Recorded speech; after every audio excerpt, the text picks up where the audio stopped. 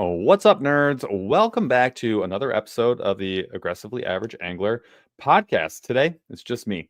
I'm sorry. It's going to be like, I would say 50% as good as normal, but I think we all know it's probably going to be more like 25% as good as normal because we're missing Jeff. He's on a cruise. The little son of a gun decided to go off on vacation, go somewhere warm with his family, and enjoy some, frankly, well deserved downtime. I'm jealous. He's going to be in the sun. He's going to be doing nothing, doing a lot of nothing. So I'm jealous of him. But I think it's like twice. It's like it's doubly bad because here's the thing. Right now, it's snowing outside. So we're in Michigan. We're getting like they say 6 inches today, 6 inches of snow. They already canceled school. They just called it. They were like, we'll think. No, we're not thinking about it. Canceled, done, out of here. So that's a done deal. Tomorrow, no work is getting done. I'll be hanging out with the kids. And then, but then Saturday, we're gonna get hammered again. We're gonna like it's supposed to be like more snow on Saturday than it is today. I don't know. So yeah, doubly bad for me. OLC Fishing says, "Hey Paul, how's the foot?" I would say the feet because one of my ankles got blasted and it was actually worse than like the giant cut. But I'll tell you right now, the feet are great. I've run a couple of times for like over 60 minutes at a crack, and I feel really good. So honestly, got two major injuries in like the last 4 months, and we're on the other side of it for sure. I'm doing my workouts, trying to stay consistent, no major issues. So um, fingers crossed. Let's keep the good times rolling. I don't need any more of that. So today's show, we're gonna have a lot of fun. Oh, I do have a couple of updates. You guys, can you see this right back here? If you're listening, you can't, but right back here, this like green black thing, these are the new Euro Tackle BFS rods and spinning rods. I think we got 4 total rods. We have two-piece rods. They come in a sleeve, which is freaking sweet, and they're labeled, which I really like. So this is like the two-piece rod. It's only, I don't know, 3 feet long tops. And then you've got this, like, dude, this thing is like an 8-footer. You get the BFS rod in here. I am hyped on these. They have 2 different versions. That one just hit the ground. Get those. They have 2 different versions. One of them, and these are like, dude, the cost on these is insane. I don't know how they're doing it on this one, but they have like 6 different models, I think, 8 different models, something like that, spinning and BFS. But then each model has like 2 different kinds. There is a like a carbon tip version that's like it's like kind of like an ugly stick, so it's got that super sensitive tip, and then they have like a standard version as well. I'm really hyped on these. They looked amazing at ICAST. We saw them, and Eurotackle was kind enough to send us some, so I am really excited for that. C Rains, oh, we got to call this one out. Where is he? Where I don't think I can do this. Yeah, I'm not allowed. C Rain says I would he'd like to get the Daiwa Tatula BFS rod. It's funny you should mention Daiwa because I actually just bought. This is my next update. I just got a hold of, well, didn't buy, but I got a hold of Daiwa Tatula Elite spinning rod. It's the AGS. I've never known what AGS stands for. I just found out because I Googled it, and Google AI told me what it is. AGS stands for Air Guide System. And then I was like, what is that? And so I decided to read some more. Basically, it's supposed to like transmit vibrations directly to your hand. So it's supposed to be like super sensitive. I went with it. I went with like a very like do it all like spinning setup. So I'm planning on using it for jerk baits, drop shot, stuff like that. I'm super hyped. Yeah. Feathered Outdoors has it right. AGS means it's expensive. That is for sure. Carbon rod looks really cool. It's $300 rod. That's the MSRP. So I'm hyped on it. It is nice. It's the nicest rod. Well, not the most expensive, but it'd be one of the nicest rods I own. Probably one of the nicest spinning rods that I own. I've had a lot of people like recently just ask about like really high end stuff, and I'm like, to be honest with you guys, I don't really fish a lot of it. We don't, as you know, we're kind of like working man stuff. Like I like high value. I don't want like cheap. Like cheap doesn't help me very much. I don't like to waste my money, so I want like quality is what I'm looking for, and value. So like how I gotta make my dollar go as far as possible. That's really what our deal is. But $300, I think a lot of people just wanted to know about it. So I'm dipping my toe in. I almost bought the Windbuster. That one still may happen. We may use channel money and get that one done. We'll see. But yeah, before we get into the show, so today's show is going to be all about bank fishing secrets. I'm going to give you guys my best tips and tricks. I love fishing the bank. It's a lot of fun. It can be hard. It can be heartbreaking, but it is man, it is really rewarding to like win fishing the bank and post that big picture of that giant fish when you're on the bank and you know you're at a disadvantage and you still got it done. Dude, it's the best. And the people you meet fishing the bank is a ton of fun too. So I'll give you guys my secrets. We're going to talk about where to go. And where to go is more like, hey, how do you find good spots? What should you be looking for? What tools can you use? What are some tricks that I've found along the way? What to bring. So, like, what kind of gear is going to get you set up for success? I actually brought some props today. We got some stuff to look at, some new stuff to look at today. And then we're going to talk about just like tips and tricks, right? So, like, that's where all the secrets are really going to come in as we go along. A lot of you guys are bank fishermen. We got a lot of I know we've got some really good bank fishermen. I see you guys posting up in the Discord some of the photos of the fish that you guys catch. So as we go along, please leave me your tips and tricks, right? I want to know what you guys are doing to be successful. I can guarantee you that you guys have some secrets that you could share with me, and that, you know, obviously want to share with the community. So as we go, if I find a good one, I will call it out. Charles, if you see something cool, please highlight it for me. And yeah, we'll get right into it. Oh, and last thing before we get to the Q with the D for today, next members only is going to be next week on Tuesday, February 18th. It's going to be a ton of fun. We do have some schmivs. We've got a ton of gear here, so we have a lot of stuff to schmiv. It's going to be a heckin' good time. So join us there. If you are not a member, all you got to do is join via YouTube, and that will allow you to join in the members only conversations. We could pop your face on screen. We could talk one-on-one, and we talk a lot more. You get a way deeper behind the curtain view of what's going on behind the channel. You guys, we're going to be starting to design more t-shirts. So I'm going to do the designing while we're on the members only, so that you guys can give me your feedback and you decide what t-shirts end up available for you to purchase if you so choose. So that is going to be a ton of fun too. And then all of our schmivaways, i.e. giveaways, are going to be happening there. We don't really do them here very much at all. We did one last week. We gave away, I think, 4 of the Flashpoint jerkbaits, which they're freaking cool. If you guys haven't seen them, I had one over here. It's not here anymore. They're really cool. So we gave away 4 of those, 2 packs of 2, I believe. So, but that was like, we haven't done that in months. So all the good ones are on the members only. Join there if you feel like it. If not, that's great. Happy to have you here today. So let's get, I think I saw a comment. Hold on a second. What happened to Paul? Tour the new studio. Oh, wait, what? I don't know what's going on there. Tour the new studio? This is the new studio. Well, I don't know if that's what you wanted to see. This is it, man. Not much to it. Actually, I just did a video on this. So if you go on YouTube, you can see go to the garage build video and you can see the whole basement. You can see over here, there's actually a bumper pool table. If you've not played bumper pool, you're missing out on a big, cool part of life. You should get into that. All right, Q with the D. This one, dude, this one hits me so hard. I think I've asked this one before, but I want to hear it again.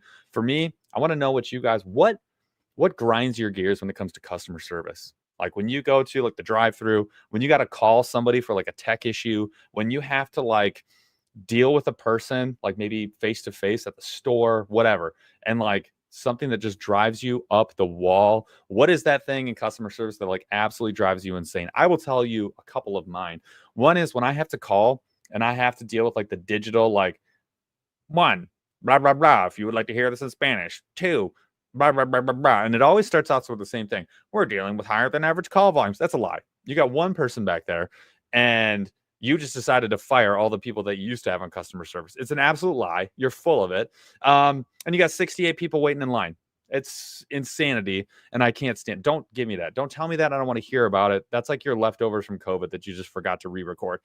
So that, and then like all of a sudden it's like, here we go. Now I'm going to like go through the litany of options. And then you know what always ends up happening? You push the wrong button. You got to start over. I want to take my phone and chuck it into deep space. I want to take my cell service and I want to put it into a blender.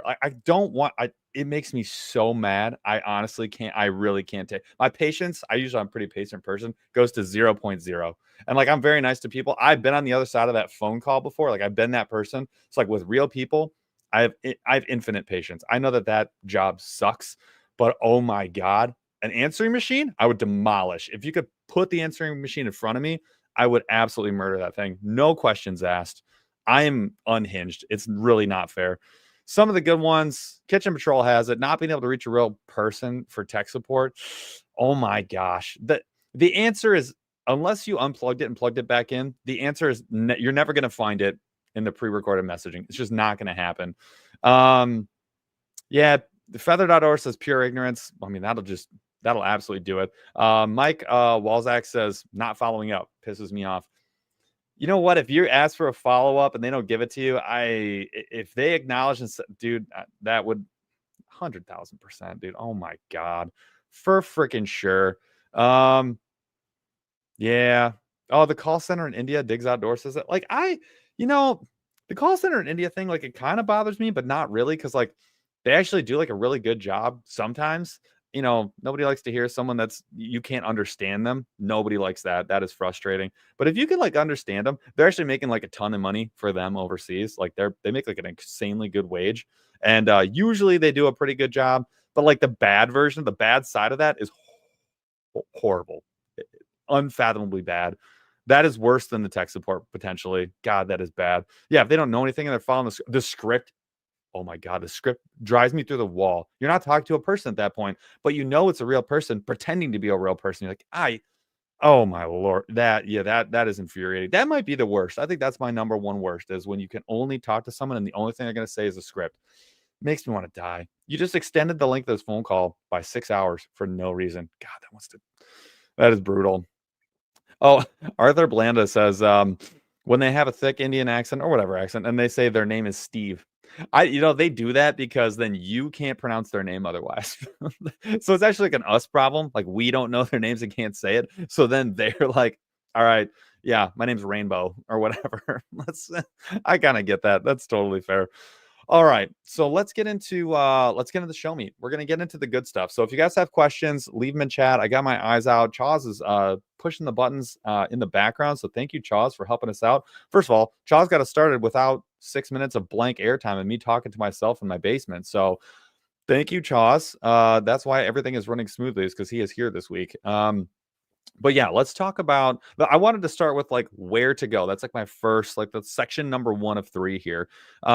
There's a couple of really good ways to find spots. Actually, the lower half of Michigan. So I'm putting my hand up for those who are listening on the podcast. I have my hand up in the shape of the state of Michigan, and I'm gonna go across like my palm, like where your fingers meet the meat of your hand, and like that line and below. It's like something like 96% or 92% of that portion of the state is actually private.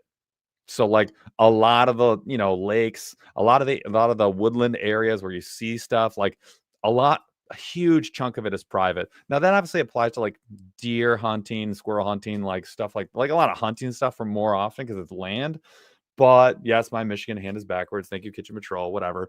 But yes, it's like you are a ton of private land. It's tough. Like you're going to struggle. But there are some things that you can do to make things easier on yourself. Number one, apps.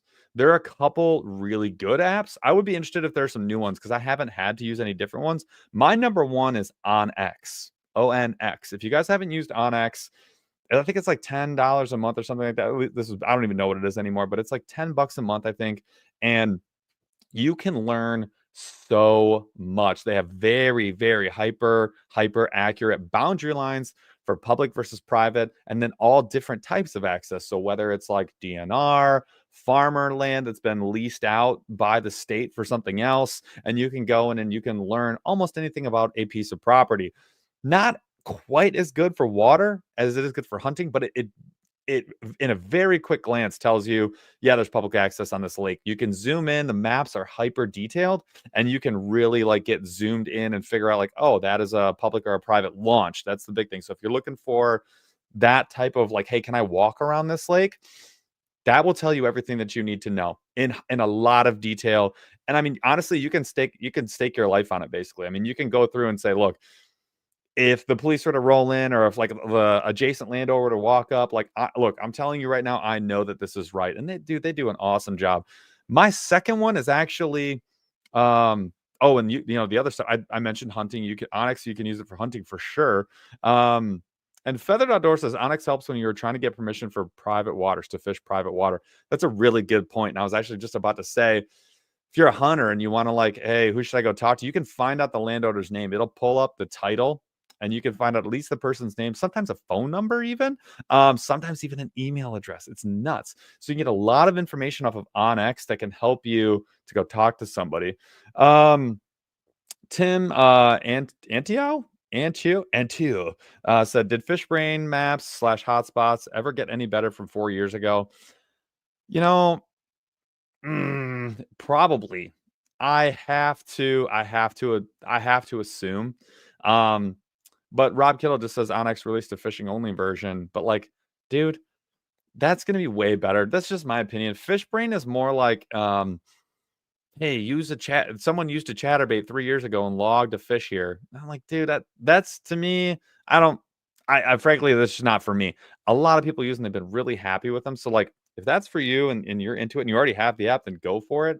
But not. I would go Onyx all day, especially if you have to pay for some sort of subscription. I'm taking Onyx 10 times out of 10. The fishing only version, oh my god, sign me up. That's hugely helpful. Number two for me is going to just be like your local Department of Natural Resources website. So for us in Michigan, it would just be the DNR, right? That's what we're using, the state agency that manages all this. They have this like incredibly detailed interactive map that can show you what species of fish are in what areas. They give you recommendations. They'll tell you all the access points for the river. They'll tell you where you can, wade, walk. It is really, really good. They do a really nice job in Michigan. I have to assume other states have some version of this. And if not, I know that they have PDF maps. I used to use the PDF maps all the time for the public land to figure out like, hey, can I, walk here? Hey, is this what kind of fish have they found in the past? They have shock survey results where they say like, hey, we surveyed the lake. This is the type of fish that are there. So they'll tell you like all the fish we caught were like 12 inches. And you're like, "Bam, bam, not good."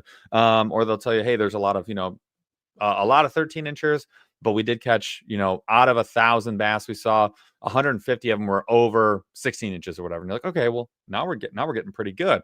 Those are the DNRs legit. Really like those.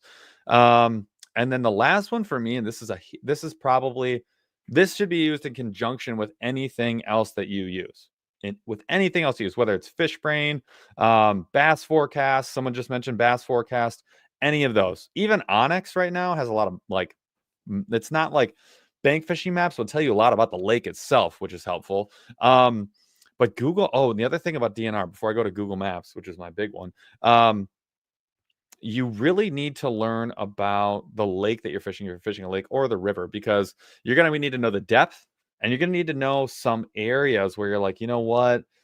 Maybe this bank is like super, super shallow and it goes all the way out. You know what I mean? Like you can be fishing a really unproductive piece of water and not even know about it because you didn't check the map. So you don't know what kind of water you're looking at. All you see is your, 20 yards of bank. You can't see past that. So you don't know how deep of water you're fishing. You can skip a lot of unproductive water when you're walking around a spot, just knowing the depth. So what I do is I search, and this is like a quote, like quote this, the name of the lake, comma, the state, and then comma, and then put in oh my gosh, what is it? What's wrong with me? Not topo map. Oh, depth chart. So name of the lake, comma, the state, abbreviation, comma, depth chart. And what you'll find is nautical GPS maps. You want to go to that specific website. They have like probably 75% of lakes nearby you and pretty dang detailed nautical maps for free, depth charts, and it'll give you a lot of information to let you skip like some of those areas that you don't need to skip. And Stinky River Tom, by the way, $20 super chat. Thank you so much. He says, appreciate you guys.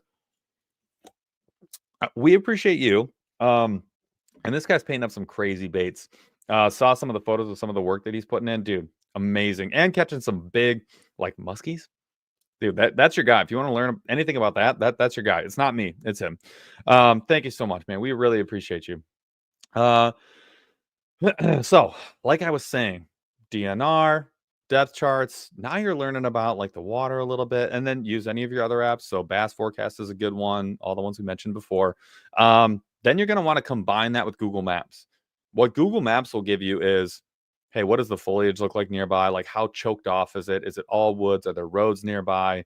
What does the water look like at different times of the year? You can learn a ton, and I mean like a ton about the area. You can find out there's bathrooms nearby. You can see if there's businesses nearby. Parking nearby is a huge one. Um, and yeah, that's the kind of stuff that you can get from Google Maps. So I highly recommend that before you go to a spot, start with like your, hey, I'm going to pick a lake that I know is publicly accessible that I can walk around or walk some portion of it. Two, check the depth chart. Hey, how deep is the water close to the bank? What am I dealing with? And then three, hit Google Maps. If you're doing those three things, you got like you are like 10 steps beyond whatever anyone else is doing if they just like show up to a spot and go fishing. You're like way past them. So highly recommend. Also, the DNR maps, if you look at their depth chart maps, a lot of times they'll tell you what the bottom composition is. They'll tell you if it's like an insane amount of weeds. They'll tell you if it's like marl is like the word that they use, but that's like a mucky bottom, like all like dead leaves and foliage. It's all like compounded into muck, or whether it's sand or rock or whatever. So definitely, if you're doing like those three or four things, you are worlds ahead of everyone else. Digward says another thing I do, and he's using Google Earth at state parks. He's taking a closer look using Google Earth and finds a ton of small ponds that way. Google Earth is a huge one. It just takes a lot more work. That's just my opinion. It is way more detailed, but you have to invest more time. Google Earth is phenomenal, though. It is like if you're a huge bank fisherman, it supersedes Google Maps for sure. It's giving you more detail. So that's a really good call out. Google Earth is yet another good one. Frag Out Fishing says he pays for Navionics. So then like it does the same thing as a couple of other subscriptions. It's a really good point. I've not used that, so I can't speak to it, but I have heard some people do that. So that's a pretty good one too. Sweet. So those are my apps. And like that, dude, that's a lot of information at your fingertips that like 7 years ago, none of us really had. 90% of what I just talked about, we had Google Maps and we had onX, a version of it. And that was about it. There really was, and we had the DNR. Like that was it. We didn't a lot of the stuff like we just didn't have, and it wasn't nearly as good as it is now. So, I mean, Bass Forecast will tell you like which way the wind's blowing. They'll tell you like what time of day to go. I mean, there's a ton of stuff in there. So, heck yes. All right. Now there are some old school methods. So I want to walk through some of the old school methods that you can use too. One, and this is like for me, this is the easiest one, but it does usually require like a fee of some sort usually. Um, Rod and gun club or like a fishing club, right? Like if you're part of like a bass fishing club where you guys get together, you have a couple derbies, and you guys are hanging out afterwards. Talk to some of the people that are in there. A lot of them, they're obviously there for the social element, right? They like to hang out. They love to fish. A lot of them are going to be hunters and anglers, and so they're usually going to give you some really good information. Like you're going to learn a heck of a lot from people like that. And DeBurley just said, go to a real tackle shop and talk to the oldest dude there. He gives all the juice. That was actually my next one because a lot of people skip over this one. It's kind of like when in videos, I tell people a lot of times, like, hey, if you're in the mood to buy a kayak or if you're trying to, decide between two or three kayaks, go test them out. And nobody does it. I swear no one ever does it. It's something that Jeff and I have done the last couple of years. It does, it's going to require drive, maybe 1 to 3 hours, something like that, before you can get to a place that has a lot of different kayaks, maybe the exact one you want to buy. But dude, go test them out. They do it for free. It doesn't cost you anything except for your time and gas and maybe lunch. So you can actually test the kayak and figure out what you want.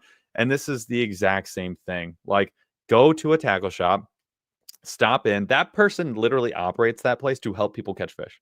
Like they love fishing more than you. I guarantee it. There's no getting around it. That's all they do all the time, right? And they don't make enough money. Promise you that as well. But they are there to talk about fishing. So if you're like, hey, I want to catch, like if you're Stinky River Time, you're like, hey, where are the good musky spots? Like, oh, bro, this is where everyone catches them, right? It's like, hey, what works in the area?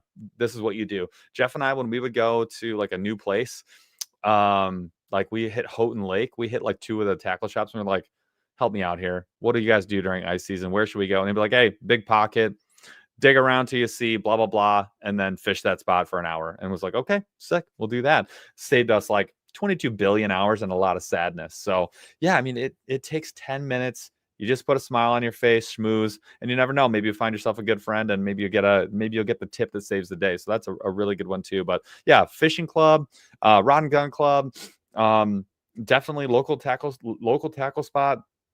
And then lastly, the old school one is like the message boards. If you start searching around, you're like, hey, blah, blah, blah lake in blah, blah, blah county or in blah, blah, blah state, whatever. I guarantee you there's some old dudes that have been fishing that spot for 30 years that are talking about it on the old message boards, or I've talked about it like 5 or 10 years ago. And you can learn a ton, and you can hop in there if you make an account, ask a question, and you'll get like a ton of responses. Now, I can't vouch for the quality information, but it's usually pretty good because again, if someone's sitting on a message board waiting, answering a question for you, they're not a casual person. Like they're out there all the time, and they're there to share information. You can't beat that. That's just as good as going to the tackle shop. So those are my old school and new school methods. So let's talk about, okay, you got your apps out. You're going to go talk to somebody. Now it's like, what am I looking for?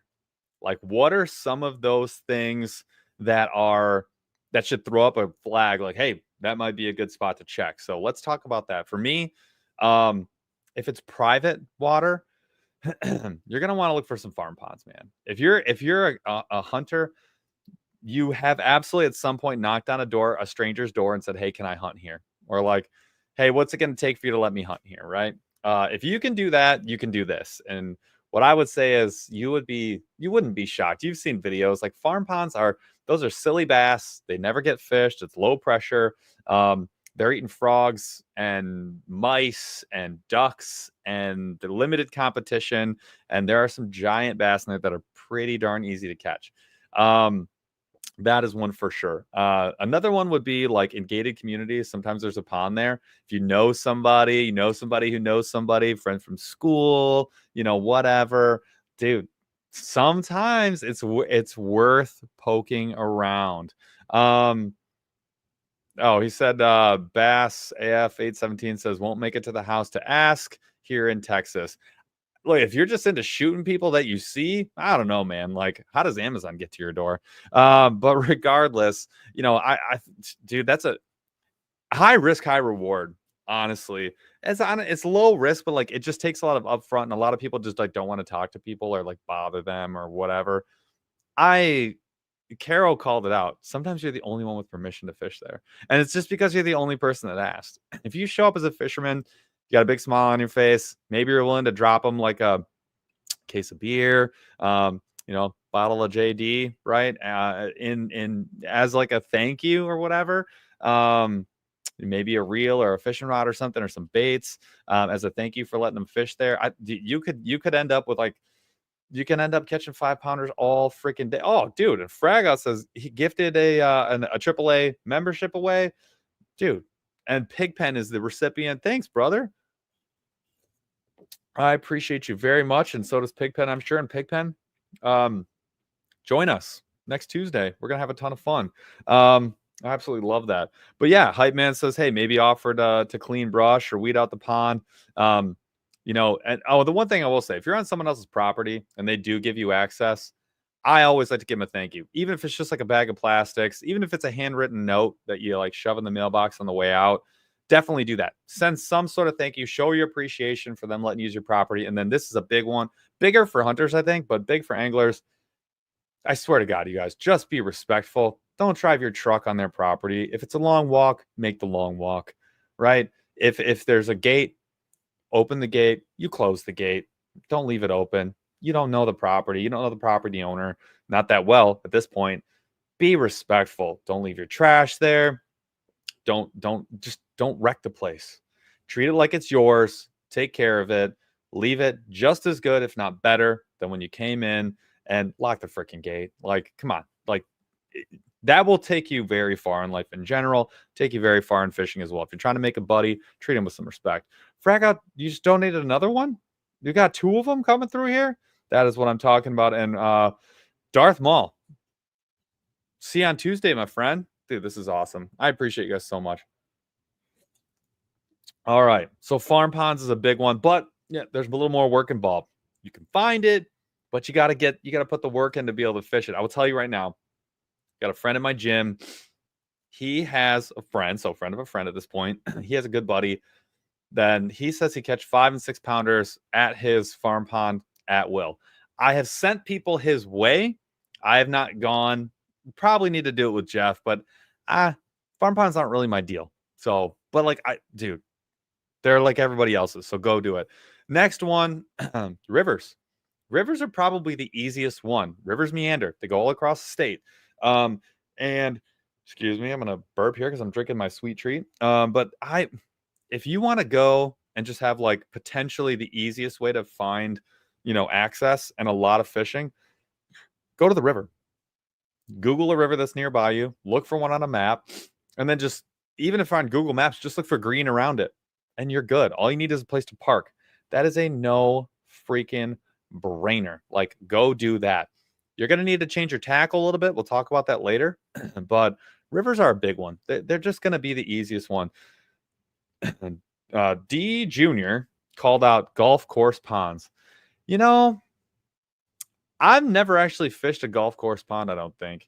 And I don't know what it would take. Like, I'm assuming you would have to like call the golf course or like know someone that works there. Cause like they don't want you there when no one's around and you have to pay to get on the course to golf. Now, like, could you just walk on? Sure, but you're gonna get caught. So like I don't even know how people do that.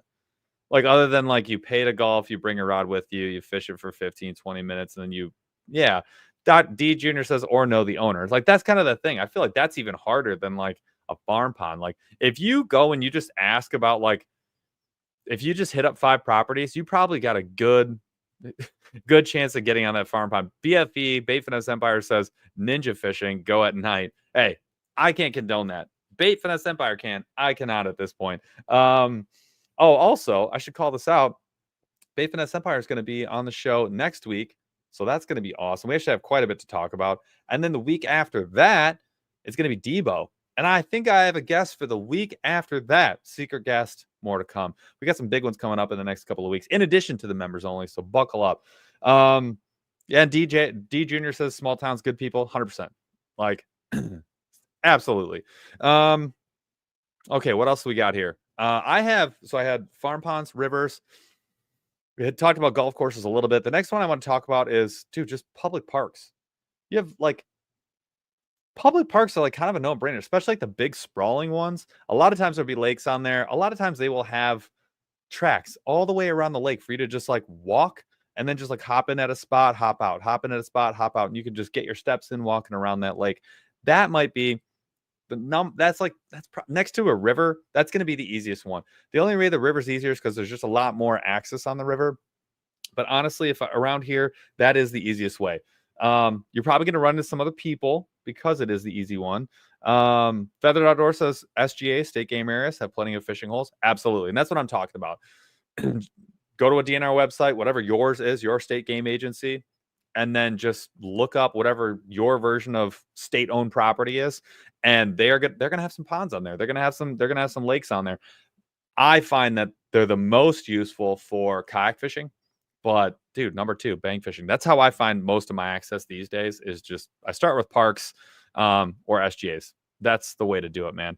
The next one is going to be, and I just talked about it, public lakes, but you're looking for those big banks. Like, you need access, because one thing that sucks about the river and another thing that sucks about like huge lakes, sometimes they're just choked out and they're really hard to fish. And we'll talk about that with gear, but like if you're not equipped to go a little bit into the water, you might struggle. You may not have a place to backcast,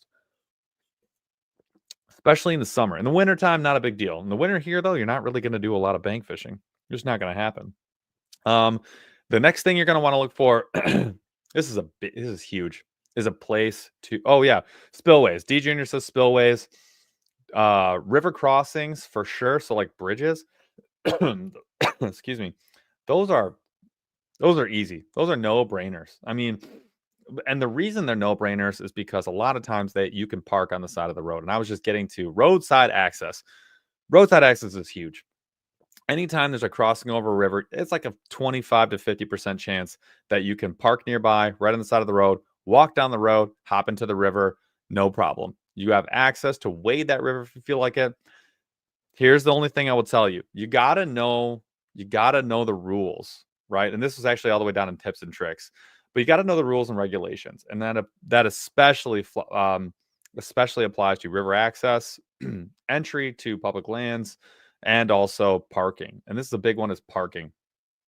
A lot of times, you can access an area, but you may have to do some walking. That goes for rivers a lot of times, but if there's not a parking area nearby, you may be going for a walk. So when you do your Google Maps, the first thing I look for is, hey, is this a good place to fish? 2, how am I going to get there? And where am I going to park? Because that's going to determine the gear that you have to bring, how many rods you can bring or want to bring, and how long you can fish. Because you got to add maybe a half-hour walk to your timetable there. So that is a big one for me, is roadside access. And then lastly, you're going to want to look for good wading opportunities. And this is where it comes back to how deep is the water. So like if I'm going to the river, one thing I do is there's almost always, like for the state of Michigan, if you search like river flows or river depth and then search the lake, you're going to find what's called a flow chart. And they'll tell you, okay, the river's flowing and it's at its highest peak point in the season. And then, or vice versa, it's its lowest peak point in the season. They'll show you like over time where the river flows are at. I'll just give you, if you've never read one of these charts before and you don't know, like, because it'll be like gallons per hour or gallons per minute, whatever it is. That's what they'll tell you.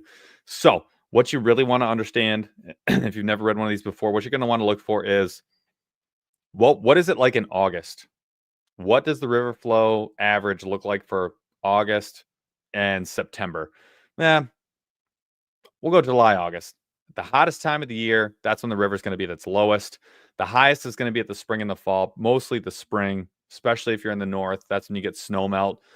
So March, August, you want to be closer to August. That's going to be wadable water. It's going to be at its lowest. So that should be a little bit of a tip for you if you need to figure out river. But the one thing about wading that I will say is, and this is countrywide, if you're in the water, you're safe. You can walk right through somebody's property line if you're wet in the water. The second you step on the bank, you're in trouble. You're on someone's private property.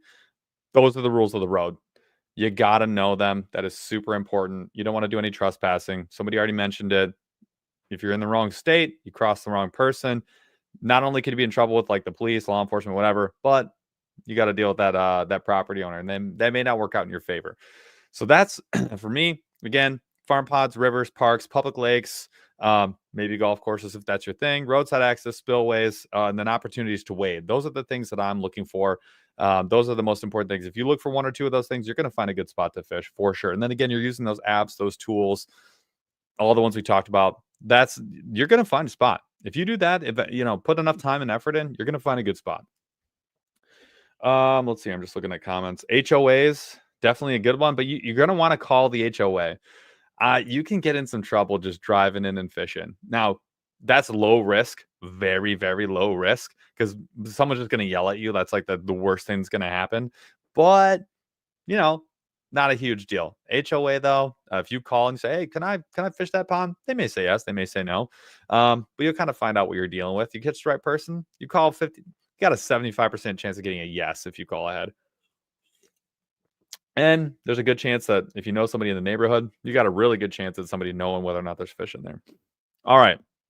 Let's get into what to bring. So this is going to be this is going to be a little gear centric, right? This is a big deal to me. I think like it's so easy to get carried away.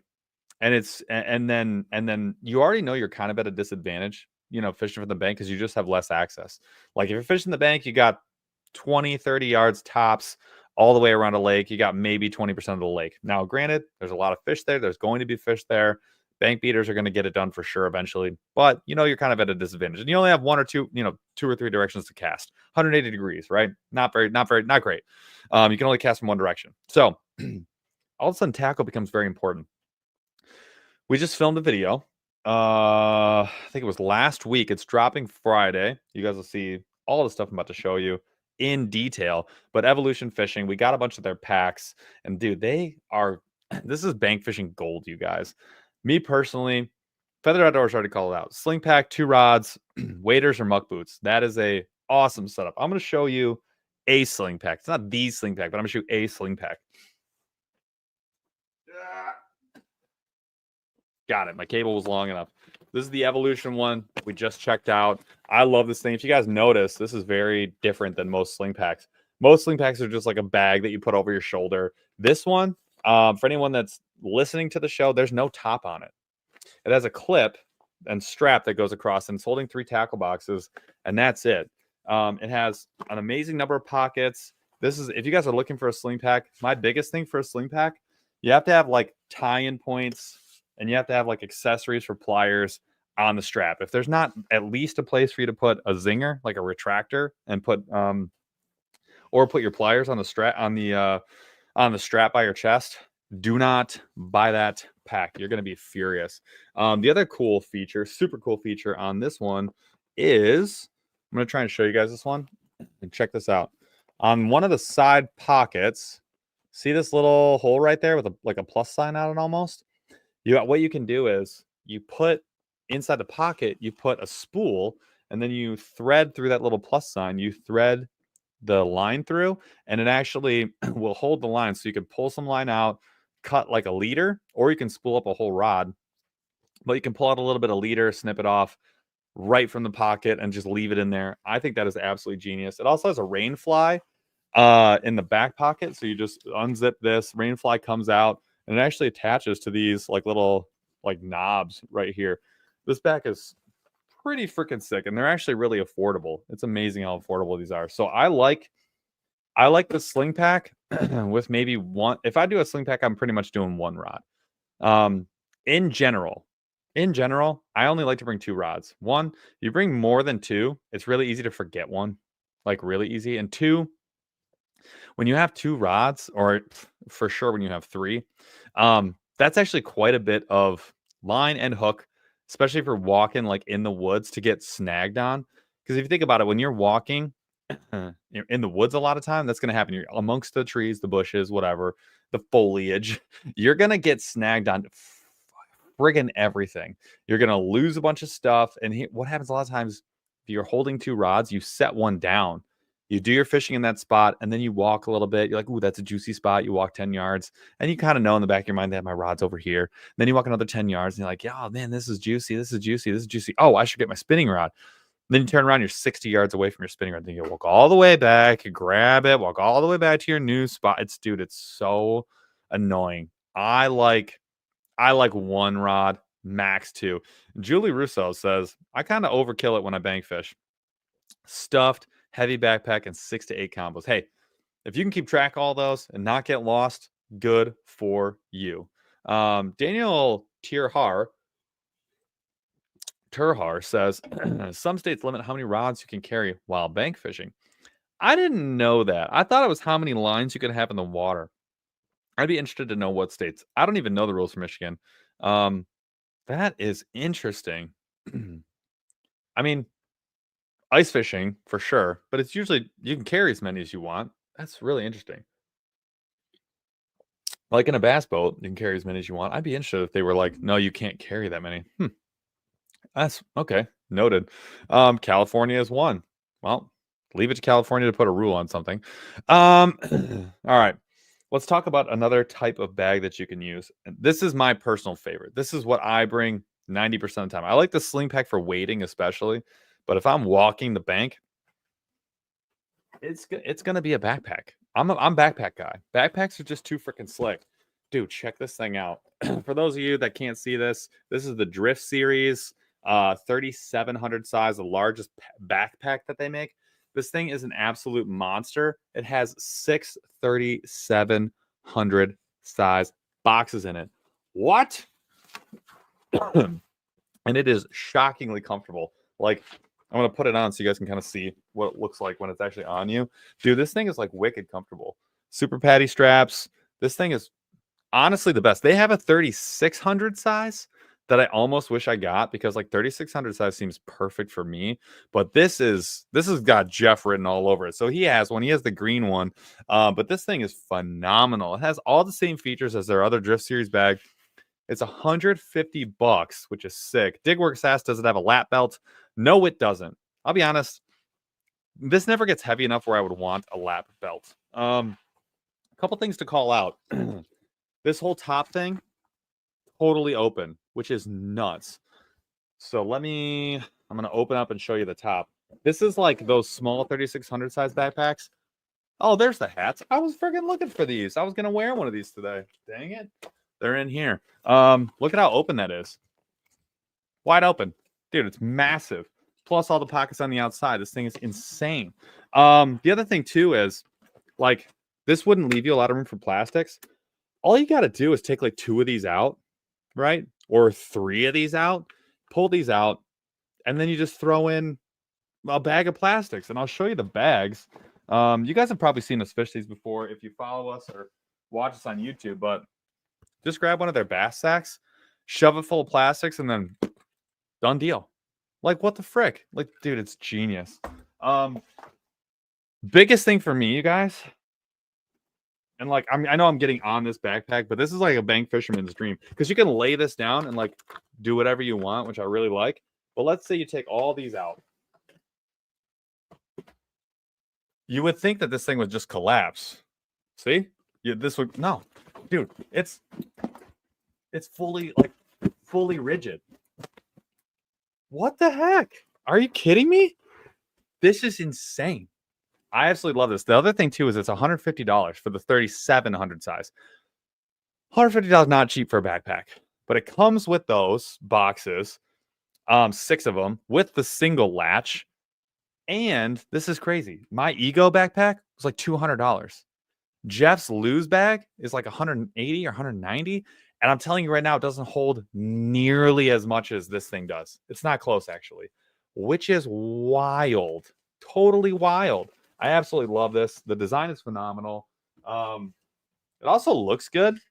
Like, not the end of the world, but like it's kind of nice. I want to like how it looks. Sorry, I'm just putting this thing back together. Yeah. All right. So that's that. I love that thing. Now, $120 for the 3600 size. Dude, that's a freaking steal if I'm being honest with you. That thing is awesome. Ruben asks, who makes the bag? Evolution Fishing. Friday, the video drops with all the unboxing, gives all the details on these bags. They have another kind. So there is another type of bag that I want to show you guys. And this would be for somebody who, if you're in like a big open area, or you're doing like cat fishing, or you kind of just want to have like a home base. Maybe you have bait for like 2 or 3 people. That happens a lot with Jeff Fry, where we'll have like one huge bag, and then we'll just both kind of pick out of it and take what we need. They make a top load version, a cube top load version. They also have a lay down version where like all of these are kind of like this, and then the top is open. This thing is sick. It's just like their fishing crate. Dude, this thing is a banger. Again, all the same features, but the pockets are gigantic. Look at the size of these freaking pockets. These are huge pockets all the way around. I absolutely love this. Has the rain fly, carries is this 6? Carries 5 boxes. Yeah, this is probably one of my favorites. I am absolutely bringing this to my cottage for sure. Like dude, it's the best. D Junior asked, any of them have a built-in cooler? They have an actual backpack that has a cooler. So it looks more like this one I'm going to show you. I think their backpack one has a built-in cooler. That looks like this Ego bag more.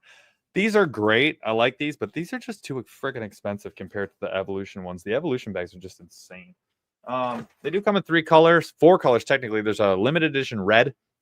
There is like a teal, seafoam green kind of color. There's the blue that I showed you, and then there's like a green. They're pretty rad. Man, but a lot of different ways to carry your tackle. I think the biggest thing, and these do hold rods. I should show you that real quick. A lot of people ask me, I never, ever put my rods on a backpack. It's just begging for me to screw it up and bash them on something, but they have a loop down here, a loop up here, and then you just put like the reel in the middle, and they can hold 2 rods. So they actually have one on each side of this thing. So yeah, I knew someone was going to ask that question. But yes, I freaking love those things. But yeah, the big thing for me is like, really what you want to think about is how much tackle do I really need? What type of fisherman am I? Do I like to have everything? And then second is what area you're going to. If you're in like the thick of the woods, bring the backpack. It's one less thing to get snagged and for you to carry. You want to have 2 hands open. And you're not going to bring as many rods, right? If you're in a big open area, grab a cart. Who cares? Get 4 wheels, load the freaking thing up. Nobody cares. Load the backpack up. Do whatever you want. I like the larger bags for that scenario because then you can just pick through. You don't even need to carry it. You kind of walk back to home base, change your lures, whatever, leave your rods there, do whatever you got to do. A lot of people just fish out of their truck, which I think is fine too. That works really good. But not everyone has an area like that. Me, I like to be more mobile. Another thing is like a rod mule. So for a lot of you guys are talking about, hey, I like to take 6 or 8 rods. Go look up rod mule, dude. That's a really great way to carry a heck ton of rods, not fold down, all that kind of thing. So that could save the day for you too. And then carrying 6 or 8 is a piece of cake, like no big deal at all. And then what types of rods, dude? This is a big one for me. Like when I look at combos, it helps if you did your research ahead of time. You know the water, you know the depth, and you know the time of year. So you're like, okay, it's winter jerkbaits. Well, I'm bringing one. If it's jerkbaits and lipless and bottom contact, whatever, slow fishing, I'm probably gonna bring either one like a medium heavy spinning or a medium heavy bait casting, but it's gonna be a little softer, so I can use all those treble hooks, that type of thing. If it's the height of summer, yeah, you're probably bringing one bait casting rod, so you can do your top water. You can do your crankbaits. You could do jackhammer. You could do bottom contact, jig fishing, whatever, all that kind of stuff. The one thing I'll say about spinning rods, you're going to break off a little more because you're going to get snagged. It's just going to happen. And that just goes for bank fishing in general. Like be prepared to snag and lose some stuff. It's going to be okay. It's part of the game. I'll give some tips around that in a minute, but it's going to be what it's going to be. But D Junior, frogs, yes, 100%. There are some, we'll get through that. That'll be tips and tricks. Nobody likes to get snagged. We'll get through that in a minute. But when it comes to rod and reel combos, I like to bring an ultralight. Ultralight keeps you high in the water column. It lets you catch a lot of fish. So you're catching numbers, which keeps you having fun. You'll get some panfish. You'll get some bycatch mixed in there. You are going to get broken off a little bit here and there, but not as much as you would think if you kind of know the area and once you kind of get used to fishing ultralight. BFS is a great option for this too. BFS is awesome for bank fishing. You get a lot of shorter rods, really a lot easier to work around trees and stuff, get like little dinky casts and stuff like that, but you can't cast as far. That's the killer. But even with ultralight, you just can't cast as far. So if you're really concerned about going way out, don't go the ultralight route. But me personally, 1 to 2 rods, but you carry whatever you need to carry, right? But I usually like to have at least, if I'm carrying more than one, it's usually going to be some kind of bait caster and some kind of spinning rod so that I have a lot of coverage in terms of the types of baits that I can fish. I always bring leaders. Bring extra leader line. You're going to snap off. I'll say it again. You're going to break off. Bring leaders. Don't be afraid to tie them back on. It's going to be what it's going to be. It's just part of the game. There are some tools. So absolutely bring pliers. Like 100% bring pliers. Just bring them, especially for bank fishing. I always have them, but just bring pliers. You're going to be glad that you had them. Bring a pocket knife. You never know what can happen. You're going to be walking in the woods. Whenever I go in the woods, I have a pocket knife all the time unless I'm told not to, right? So bring a pocket knife. Sunscreen. Dude, you're going to get hammered by the sun. Bring some sunscreen. Here's a big one. All caps. Listen up. If you take nothing else away, bug spray, dude. Bring some bug spray. You're going to go through some nasty areas. Bring the freaking bug spray. It'll be the difference between being able to fish somewhere and not being able to fish somewhere a lot of the times. And you're going to be walking, having the best day of your life. You're going to hit a mucky area by the river, and you're going to get absolutely dissected by mosquitoes. Bring some bug spray. This one is a big one for me. Make first aid kit. Preach. Bring a first aid kit. That was 100% bring a first aid kit. Be able to patch yourself up if you poke yourself, with a hook. If you step on something nasty, be able to patch yourself up. If you take a spill, you take a fall, dude, you got to be able to take care of your business. A lot of times you're gonna be by yourself. And then tell people where you're gonna be. This was in a video that we also filmed that'll drop in a week or two. But just text someone what lake you're going to. If you don't show up for like 8 hours because you got lost, it happens. Dude, it happens. You lose cell service, you lose your map, you don't have anything. 1000%. Just tell someone where you are. Text your girlfriend, your boyfriend, text your significant other, text your brother, sister, mom, cousin, best friend, neighbor, whatever. Just do it. 100%.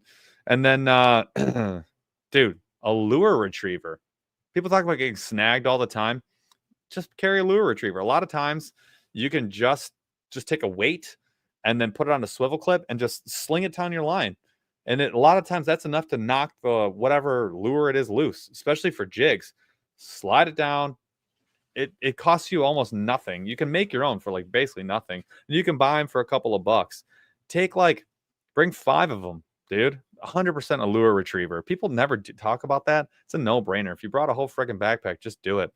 And then all right, PSO Crocker says large first aid kit, all caps. If your name is Paul. Fair enough. Arthur Blanda says liquid band-aid. Oh, I have love-hate relationship with that stuff. Like, it works when you're like halfway done healing, but it doesn't hold anything together for garbage. Like, it just doesn't work that good. They used to have the spray liquid bandage. It kind of works if you really coat the heck out of it, but it can't stop any bleeding. I'm like a big, like, for me, I know it's not good. I don't even know if you could buy surgical super glue, but like I am a big super glue guy. I bring it all the time. I use it on my cuts. I've actually made videos like saying like how to do it. But if you get a big cut, you shouldn't put super glue on it because if it gets into your actual wound, that's not good. That's why surgical super glue exists. But really, just some big band-aids, probably gonna be fine. But yeah, that's a big one. Losing big fish says mace or pepper spray to keep the, maybe some homeless folks away. That is one thing. If you're especially on the river, I don't know what it is about the river, but especially by the river, there is almost always some folks camping out by the river. Like, that's actually a really good tip. I didn't have that on here. I probably should have. Digwork says I have a 380 or a 38 ACP for that. That for sure. I mean, you do whatever you got to do. But that's actually a really good tip. Thank you for calling that out. If you feel unsafe, a lot of times, dude, whenever I used to fish in Jackson, Michigan a ton of times, like in the city, in the river. And I will tell you right now, yeah, there are times when I wish I had a pistol with me. And whenever I go way up north to a place called Baldwin, it's actually known for being like a drug trafficking area, and it's known for black bears. Like, everyone goes black bear hunting up there. That's like the only time I've ever carried a pistol fishing or felt like it made any sense to do so, because yeah, you would not be happy for that. Oh, Tim Antiao says, do you have a code or a link for the Evolution backpack? Probably going to pick one up. I'm going to say this right now. Chaz, if you can put this in here, I do have a code. We don't get any money from it. Patrick Marbury's here. He knows we do not take money for any of our sponsors or any of the partners or any of the people that we talk to at all, for sure. But AAA20, AAA20 gets you 20% off of Evolution Fishing. They hooked us up with that code specifically for you. We told them, like, we'll take the code because we want to give it to you guys. Don't give us any money. So if you want to get 20% off a $150 backpack, it's like $30 off. That's a huge deal. So use that code if you're going to Evolution. That's also going to be in the video that drops Friday. But yes. And then Patrick also called it out here a second ago. He said, bring a small trash bag and carry out more than you bring in. That was on mine. Gosh dang it. I had pick up trash if you can. You're going to find garbage. Jeff and I went to like a mildly populated area and we did a river cleanup. I was fine. I found everything from sleeping bags to like we found a laptop. Like, we found dirty diapers. We found just a good like 2-foot pile of clothes that we dragged out. And this was in the middle of winter. So yes, bring a trash bag. That is genius. That's a great call out. I had that on my list. Probably should have started with it. Absolutely. Let's see what else. Where was I? Oh, let's talk about like clothing real quick. I know this kind of like what? Why are you talking about clothes? Like, I will dress myself. Thank you very much. I can dress for inclement weather. I'm an adult. Look, I get it. There's a couple things though. Somebody mentioned it earlier. Waders, dude, waders are undefeated bank fishing, because one, there's going to be times where you're going to hit obstructions where unless you're going to walk like a half mile out of your way to get around something, you may not be able to get around something on the bank without getting in the water. Two, retrieving stuff. You may drop something. You may drop a lure. You may not be able to get it with a lure retriever. Maybe you didn't bring one because you didn't take my advice. If you're wearing waders, you can go all the way up to, like, if you got chest waders on, all the way up to your upper chest into the water, like 3 feet, no problem. That's a big one. And then you also boots is should be a no-brainer. Honestly, it should be a no-brainer. Knee-high boots. Whenever I bank fish, I'm in knee-high boots. I can at least get my feet in there. not get soaked. And if it's summertime, yeah, just wear your shorts or whatever. Like, just prepare to get wet. Wear some like swimming shoes or whatever, some water shoes. But dude, the knee-high rubber boots, that's the way to go. That's the minimum for me. I wear my waders almost all the time. Gives you a couple pockets, keeps you nice and warm, gets you out in there. Dude, that's the way to do it. Stormwell says, I bought waders. I still haven't used. I just raw dog it. I appreciate that. That's how I did it for forever. You can definitely do that. 1000%. And no problem with it. Sometimes the water's cold. And if you have them, just use them. I bought a nice pair of waders years ago with like a gift card, and it was there. I bought the Sims, like the super high end ones that are way beyond my means, but like totally worth it. Bass said PFD. So did Anna Longfield wear a life jacket. You know, I don't. Maybe I'm a bad person. Maybe this is bad advice, but I never do that bank fishing. I respect it. If I see you wearing a PFD, I will salute you and I will say you are safer than me. So absolutely, if you feel like you need that, absolutely. I could go both ways, especially if you have waders on and you're in the river. If you have a belt, what the belt wading belt does is if you tie it pretty tight, it's trapping air inside your waders, and it means that water can only go through like the first little bit, and then you got air in there. That actually keeps you afloat. So like I just wear a wading belt and waders like a lot of times, so I feel pretty safe with that. I don't know. It's the bank. You gamble at your own risk. It's definitely not without its dangers. Wear long sleeves. Wear a hood. This is like the only time I like say absolutely wear a hood, just because of bugs. They're just gonna wreck you. You're gonna get decimated. A lot of times I put the bug spray on top of the shirt. Just saves you the trouble. Those are the big ones for me. That's all I really got. The footwear is super important, and so is and so are potentially wearing waders, and then the long sleeves for sure. Yeah, D Junior, if you're not wearing a hat, dude, I don't know if I can help you. You better be wearing a hat. If you're going fishing, I mean, you better have a hat and sunglasses. Like, that's my God. I mean, I shouldn't have to say that, but I did. There you go. Good call. Okay. Anything else on what to bring? Any questions? Sunblock for sure. You're talking to I'm the king. I always have the sunblock on. I put it on like an hour before I go. Yes, you should have sunglasses, hat and sunglasses all the time. Smoke a cigar, keeps the gnats away. Love it. Hey, if you're into that, you do that. 1000%. That'll work for you. Any other questions before I move on? That's all I got. Water. I don't know what that means. Water? Oh, just bringing like a beverage? Yeah, definitely bring some water. Hydrate. Gatorade, water, both. All, yeah, for 1000%. I know a lot of folks like to have a dad pop when they go fishing. I got nothing against it. I just don't do it anymore. It just makes me tired. I don't like to be tired when I'm fishing. I like to feel really good. Let's see what else. Flashlight is a pretty good one. That just depends on, time of day and all that. But yeah, if you get lost, you don't have a flashlight, like your phone's going to run out of batteries eventually. Flashlight's a pretty dang good one. That's not on my list. It probably should be. Right up there with first aid kit. That's actually, I like that call quite a bit. You got to have a snack. 1000% snacks. Come on. If you're not, snacks is up there with sunglasses. Like, what are we doing here? My snack of choice, sunflower seeds. Pop, do a whole handful. I get like a whole, sometimes I double cheek it. And then, yeah, I'm spitting seeds the whole time. Animals are going to love that. It's not hurting anybody.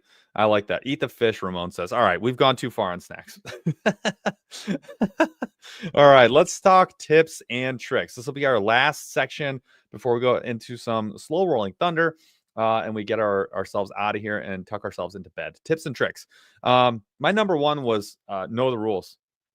You absolutely need to know the rules. You gotta know the rules of access in your state. You got to know the rules on how many rods and reels you can carry. You got to know when the parks close, when they open. You got to know the rules on parking. You just need to know the rules and regulations for being on the water. You got to know the type of tackle you can use for the river or the lake that you're fishing, because sometimes if there's trout in the area, you may only be able to use flies for certain areas. I know in Michigan, that's a big one for us. We really got to know where we can and cannot. B-Man 1113 license rules. Absolutely. Got to know what type of license you need, what type of license you have. If you're buying like day passes to go fishing instead of getting the year pass, or if you have a hunt fish combo, if they say, just know the rules. You have to know the rules and regulations. So license, access, parking, hours, and then also if it applies, limitations on the quantity or type of rod and reel and type of fishing that you could do. Analog fish, the types of hooks is a big one. Barbless, we have a barbless region for sure. I know in Wisconsin that's a big deal too, in Ohio in some areas. So yeah, just all you have to do, like, just take care. All you have to know, go to your DNR website, your state local game agency. So whatever it happens to be for us, it's a DNR, but each state's different. Go to yours and then just look up rules and regulations for bass fishing or whatever type of fishing you're doing, and they will tell you every single thing that you need to know. That's the one. 100%. So that takes care of that one. And then there are just some state rules. So you can go to your state website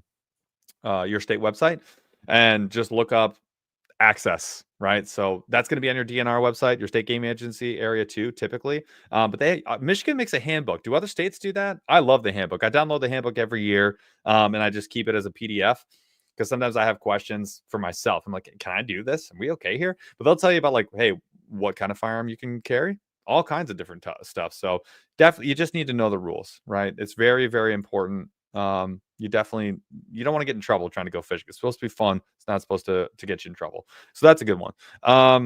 Pick up trash if you can was my number 2. So amazing call out from the folks over at the Bank & Creek. Dude, they know, they get it. They are the Bank & Creek guys. So definitely pick up some trash whenever you can. I almost always walk out with a handful of cans. Like, that's just a guarantee every single time. So pick up some trash, even if it's just like when you get there. Almost every time, if you're walking to like river access, there's going to be garbage everywhere. Just pick it up and put it in the trash. If that's all you do, kudos to you. You're better than everybody else. This one's a big one for me. Maybe I'm a dork, but like, dude, sunlight. Whichever way the sun is shining, I want the sun in my face. I don't want a shadow over the water. So be very, very I like to be very cognizant of where the sun is in relation to where my shadow is going to be and where I'm trying to cast at. So I don't know, that's kind of where I actually start with almost everything. The other thing too is, along with sunlight for me, is we talked about depth chart and looking at the different areas and like, hey, maybe I should skip over this area, or maybe this is a good area to fish, whatever. Think about which water is going to heat up first. Like, especially like in the summertime, maybe you're looking for the cooler water, right, in the middle of the day, but you're looking to see, hey, what water is going to heat up first in like the spring and the fall. So look for the shallow areas. Softer bottom's going to hold some of that heat, and then just where the sun is going to hit first. That's a big one for me, big time. Somebody said Bassin with Big Malone says dull color clothing. If you're a trout fisherman, it kind of comes with the territory. I've never really thought about it. I have for sure worn some bright clothing. It really depends on how close to the bank you're fishing when it comes to clothes. But yeah, if it gives you an edge, freaking do it, man, for sure. Absolutely. Let's see.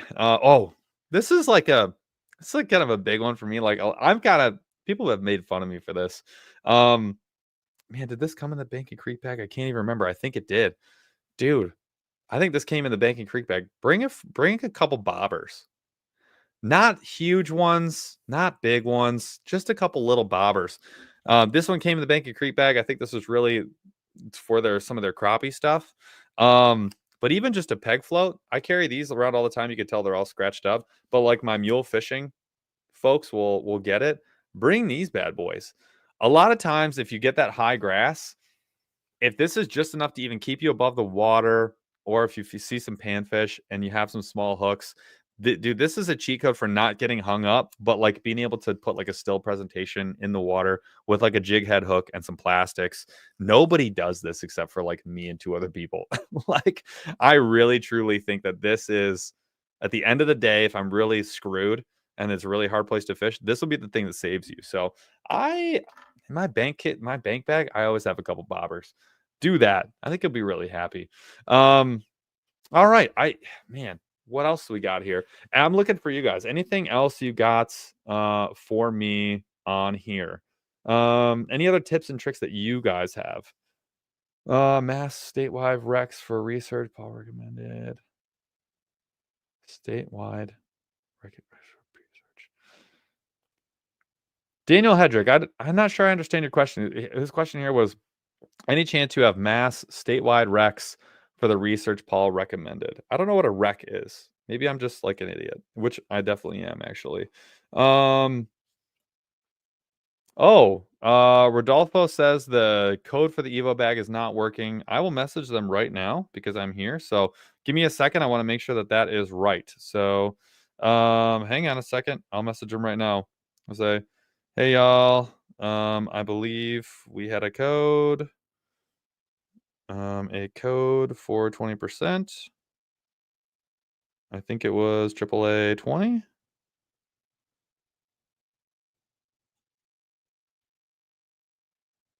Is that active?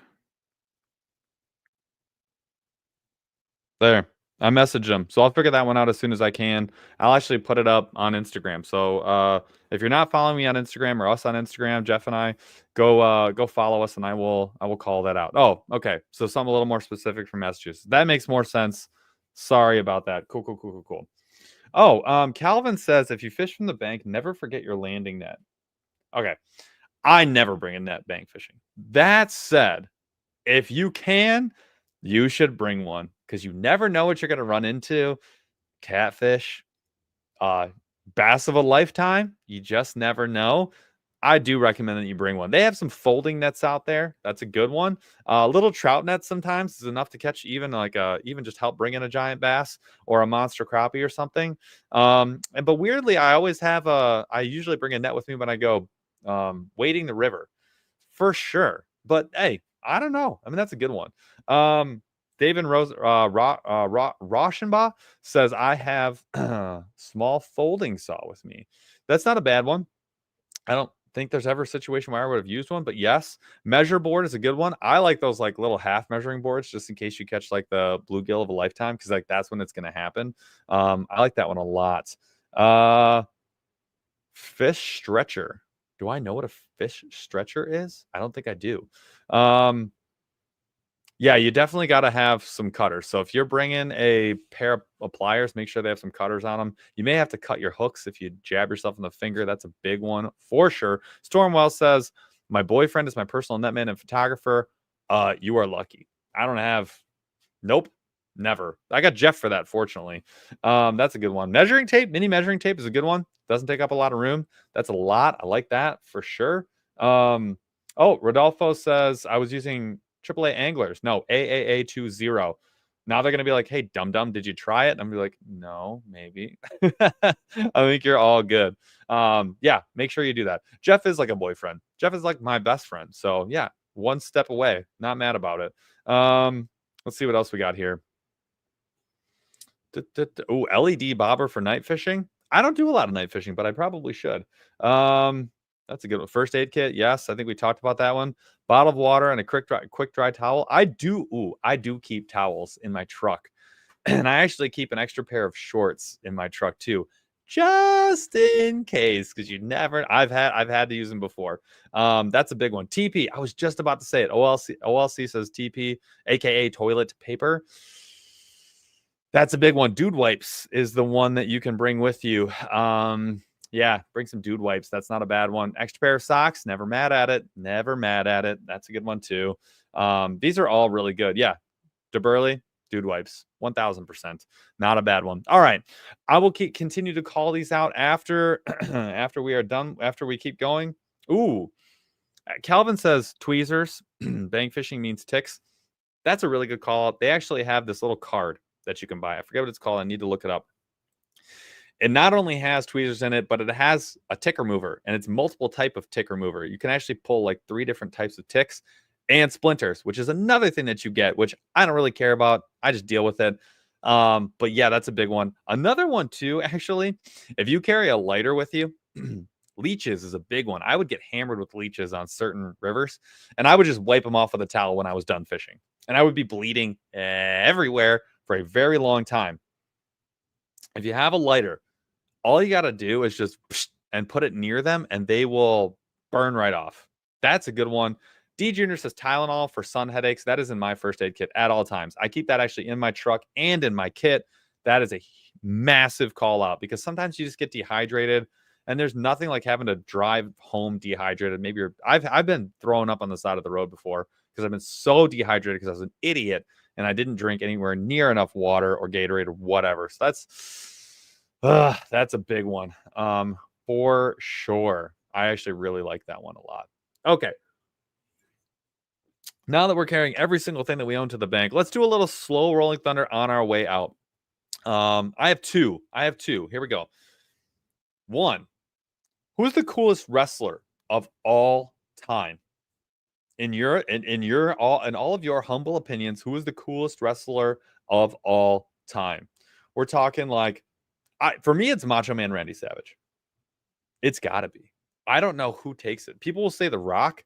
I actually never liked The Rock. I thought the Stone Cold, way up there. But Macho Man was on another level. Goldberg was hype. Just Greg says Undertaker. Next question. Undertaker he was the class favorite for sure. Kane, can he really compete with? I don't know. Stone Cold Steve Austin is right up there. Roddy Rod Piper. He was a little earlier, so like he didn't really have anyone to compete. Not as many to compete with. Sting has got to be way up there. Dude, the face paint, the baseball bat dropping from the ceiling. Ric Flair, if you're a little older, I think it's probably going to be Ric Flair. I think if you're on the older side, for sure. Goldberg was awesome. The Rock fishes, but like he only fishes his own little stocked ponds. I'm not giving him that. I'm not giving him that at all. He caught a homegrown fish with a spinnerbait. I can't give that to him. I appreciate it, but no. Macho Man, the cream will rise to the top. Like, dude, that dude was. Oh my gosh, Hulkster. Yeah, he went off the rails, man. But Hulkster was pretty freaking cool. Ric Flair, I get it, dude. I get it. Back in the day, he was the guy. Dusty Rhodes, pretty dope. Rey Mysterio, but he was kind of like a pocket face. Like he was like kind of on the side. But like if you loved him, you couldn't convince them otherwise. I think Sting, Macho Man, Randy Savage, and probably Stone Cold are probably the top three for me. For sure. That's my top three. There's no wrong answers, by the way. Yeah, but even if you didn't watch wrestling, like these guys were larger than life. Like in the late 90s, like what was bigger than these guys? You knew all of them. Undertaker was dope. He really was. God, when he would just stand there, he was so big. I mean, they were all big, but that guy was a giant. Holy crap.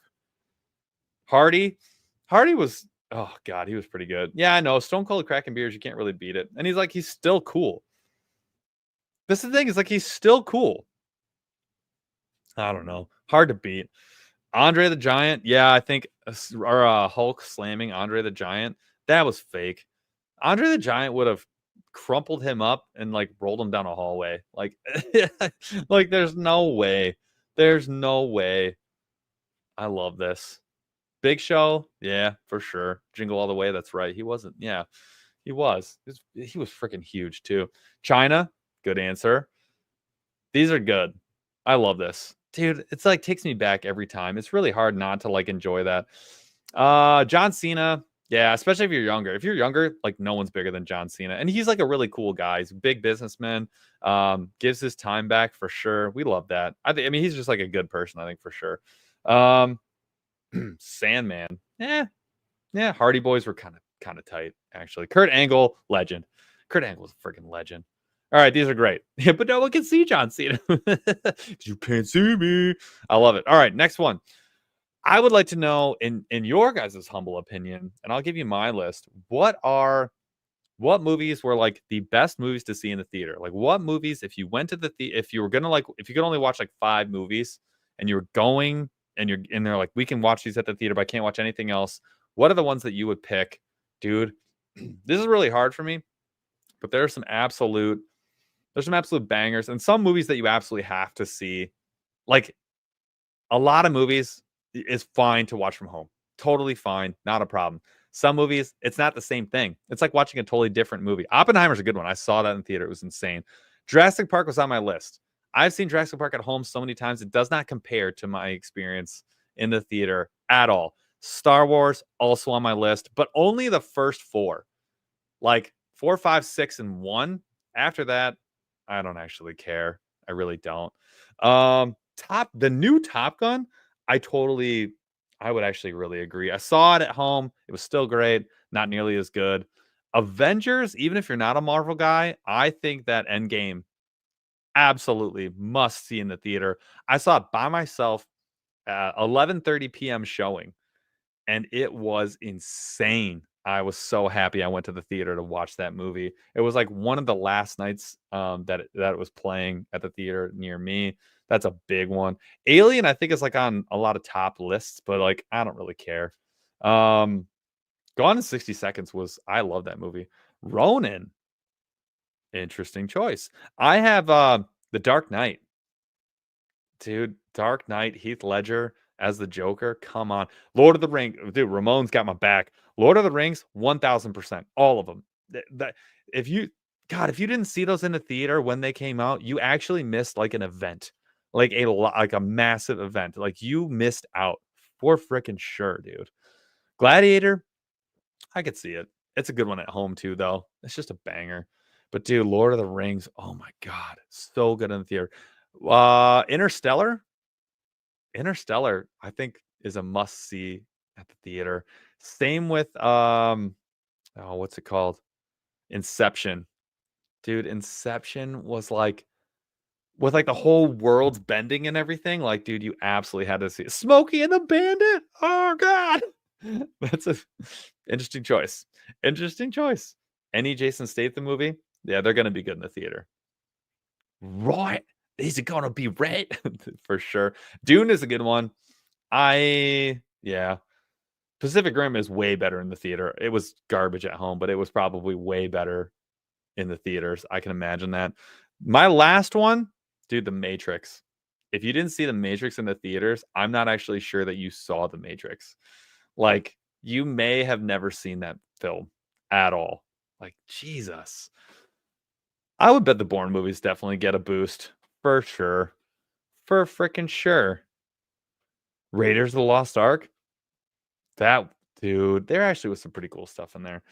John Wick. I didn't understand John Wick until like John Wick 3 was coming out. Now that I've seen it, I like regret not seeing it in the theaters. That's a good one. I would agree with that. John Wick's pretty good. You know, all the new animated Spider-Mans, I feel like they were designed for the theaters. Am I wrong? Like Into the Spider-Verse, like that would be so much it was so much better in the theater than watching it at home. And I did watch it both ways. These are really good. We'll get a couple more good ones and then we're going to peace out here. Rambo. I mean, I think it's probably got two different vibes for sure. Machete. Oh god. Machete is an interesting answer. The Hobbit trilogy. I mean, at the end of the day, I think all Lord of the Rings, I don't know. I'm a huge fan, so that's not really fair, but I think for sure the first three, you had to see them in theaters. First Blood was just fun to watch. I don't think it's a bad way to watch those. What showed up on some lists? I think it was Mad Max, Fury Road. Never saw it. I think I tried to watch it and I just couldn't do it. I just like didn't. I really didn't enjoy it. But a lot of people said that you had to watch that one. I watched Death Proof in theaters. Dude, you kind of had to be built different at the time because it was so out there. But Death Proof was pretty good in theaters. It wasn't bad. I would agree with that one. First Blood is a Christmas. All right. First Blood is a Christmas movie. Now it's time to pull the plug. I think we've gone too far. You guys, thank you so much for sticking with me on this one. If you have any further like bank fishing questions or really good tips, chat me up on Instagram and I will put them up on our stories. I really appreciate you guys call out some amazing stuff today. I think I learned a little bit too and definitely grew what I was thinking of. Like my list of stuff has definitely grown since talking to you all. So thank you very much. Hopefully you learned something on this one. Jeff will be back next week and we will have Bait Finesse Empire. Amir, the head honcho at Bait Finesse Empire, will be with us. It's going to be a ton of fun. We're going to talk business. We're going to talk the fishing industry and we're going to talk about small businesses making big impacts in the industry. This is going to be a ton of fun. Also, do not forget to check out Evolution Fishing video this Friday. I had a lot of fun editing it. It turned out really well. Go check it out. Thank you guys so much. And we will catch you next week. Oh, and do not forget members only next Tuesday. Hopefully, we'll see you there. A couple of you guys that just got gifted memberships, come join us. It's a ton of fun. Have yourself a schmiv away. It's going to be a good time. Everybody stay safe if you're getting snowed in. And yeah, we'll catch you guys next week. Chaz, would you please do me a gigantic favor and take not us out? Would you take me out, please? Well,